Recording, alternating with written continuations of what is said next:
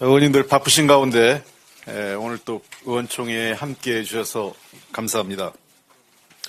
이렇게까지 총선이 얼마 남지 않은 시점까지 여러분 이렇게 이 자리에 함께해서 원내대표로서 많은 책임감을 느낍니다.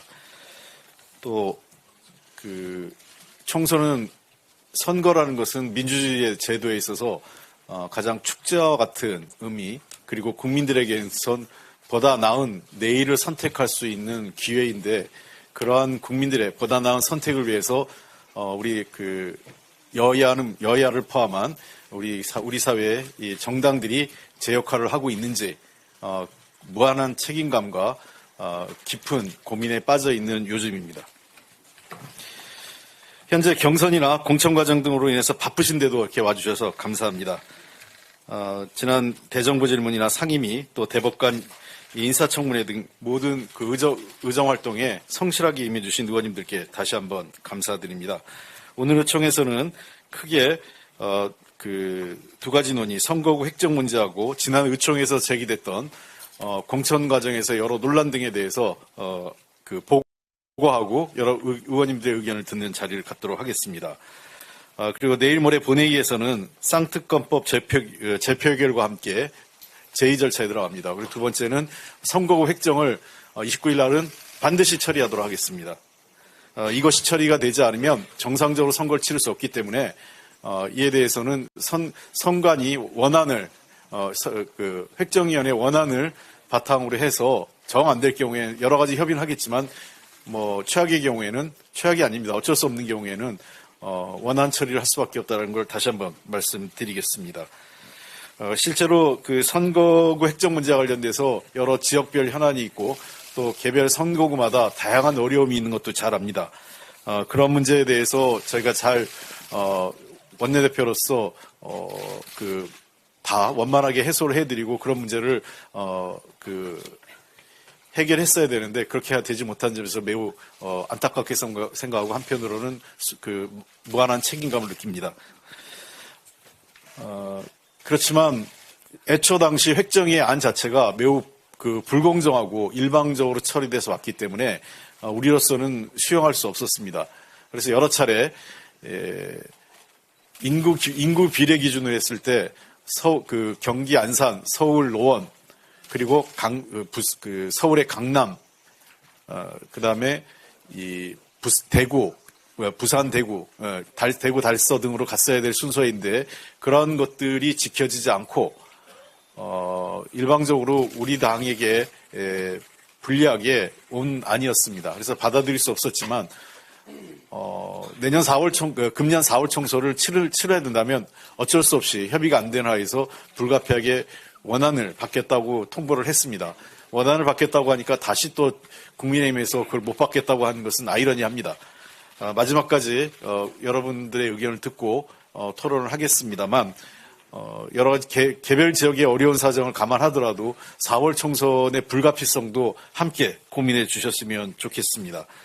그리고 지난 의총에서 크게 여러분들이 세 가지를 요청을 하셨습니다.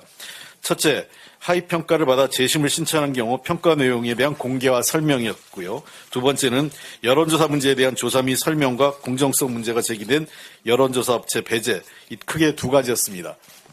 근데 이 와중에 이 문제에 대해서 일단은 우리 당 선관위에서 의결을 해서 문제가 된 여론조사 업체는 더 이상 당의 여론조사 업무나 경선 과정에 참여하지 않도록 결정을 지었습니다. 그리고 이따 비공개 때 사무총장께서 문제 제기가 있었던 업체에 대해서는 문제제기가 된 업체에 대해서는 배제하는 것으로 선관위에서 결정을 했었습니다. 그리고 두 번째, 이 여론조사 문제와 관련돼서는 조금 더 비공개가 되면 사무총장께서 설명을 해주실 계획입니다. 그리고 한 가지 더 말씀드리면 공관위원장을 통해서 하위 평가자분에 대한 개인 연락 문제와 관련돼서 제가 여러 차례 굉장히 강력하게 주문을 했음에도 불구하고 공관위원장께서 당초에는 열람을 해줄 것 같다 하다가 이후에는 당원 당규를 이유로 못 해주겠다라고 하면서 당사자들에게 그냥 문자를 날렸었습니다.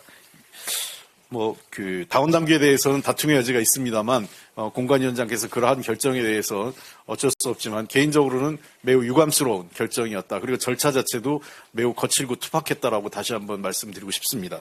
이 문제에 대해서는 다시 의원님들 의견을 듣겠습니다. 선거 승리가 매우 중요합니다. 매우 어려운 시점입니다. 잘 아시는 것처럼 여러 가지 상황 자체가 당초 우리 민주당의 상당한 정권 심판론이 압도적이었고 민주당에 대한 국민적 지지가 열기가 높았던 시점이 있었습니다만, 잘 아시는 것처럼 지난 설날을 전후해서 우리 당에 상당히 경고등이 울리고 많은 국민들께서 민주당에 대한 걱정을 하고 계십니다.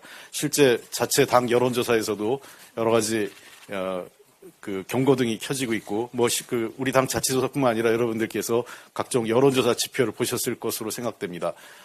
승리를 낙관할 수 없는 상황, 그리고 이 선거에 대해서 우리가 좋은 선거를 겨루지 못한다면 이것은 단순히 한 개인의 낙선, 민주당의 실패가 아니라 민주당이 역사의 죄인이 되는 것이라고 생각을 합니다. 그 책임은 어떠한 형태로 해서 역사에서 씻을 수 없는 죄가 될 것입니다.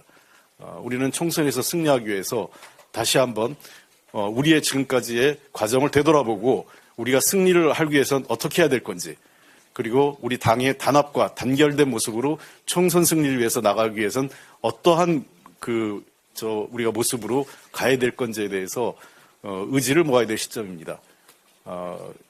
현실은 그리 낙관적이지 않습니다. 그러나 우리는 해낼 수 있습니다. 우리가 뜻을 모은다면 반드시 잘 해낼 수 있다고 생각을 합니다. 네, 이재명 대표께서 오셨습니다. 여러 가지 어려움 겪으시니까 대표님하고 큰 박수 한번 보내드리죠.